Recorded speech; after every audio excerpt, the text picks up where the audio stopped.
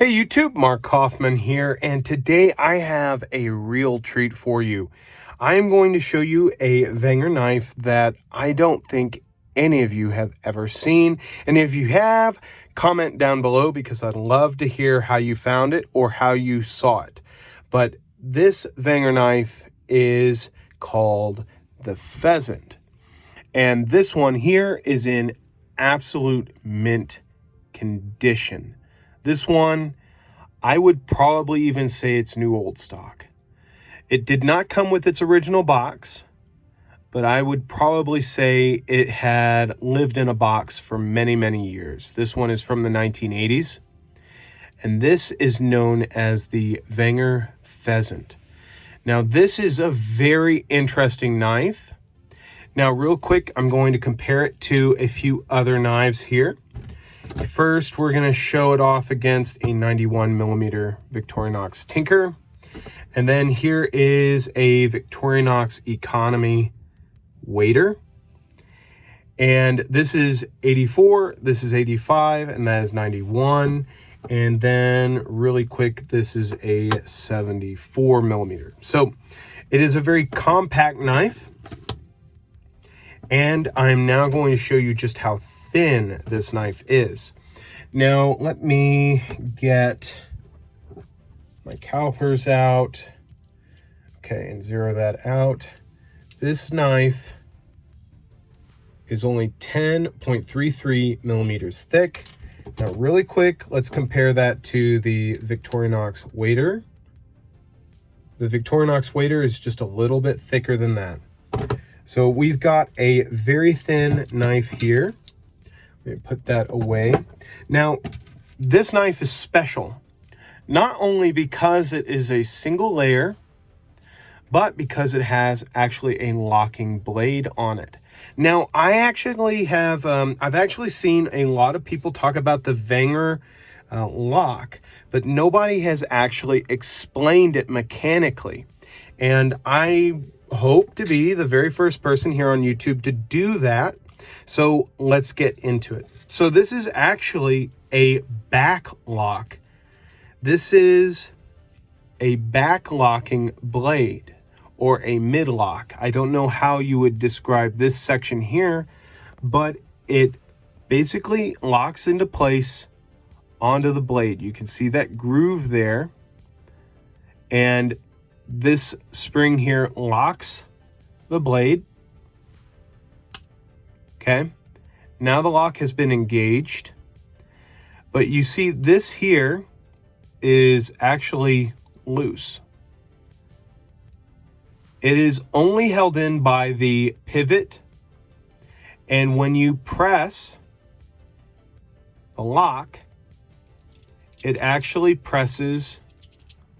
If I can get this to do this right and get it on camera, it presses the back spring away from the blade lock or the blade tang, and then unlocks the blade.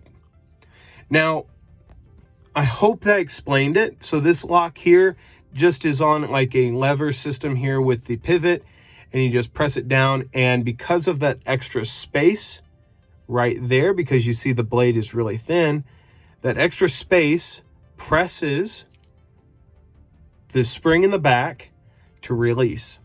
Now, to be honest, not all of the work is being done by this one button. You do need to actually push it towards you to kind of unlock it. But I hope I explained how the Wenger lock works. It's very unique, very interesting lock indeed. Instead of having to have something that gets in the way of a possibility of having like a back tool, they answered that with a very, very innovative locking system. So that's how the lock works. So first off, that is a very unique thing, having a locking Swiss Army knife, especially one so thin. So this is a very compact knife. Then what you also get is you get the Wenger clip point blade.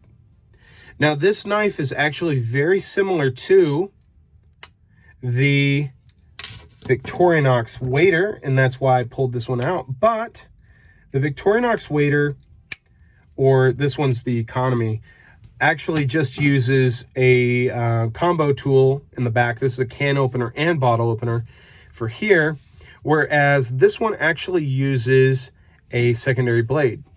The knife that this is actually closest to would be probably the Victorinox Gourmet. And the Victorinox Gourmet was a knife that was produced for quite a few years and then discontinued. And it was this exact tool set without the lock. So you had two blades and then you had a bottle opener in the back.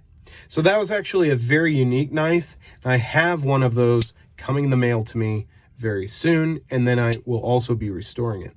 Now you also have the bottle opener. Bottle opener is a bottle opener, does a great job, but that's it.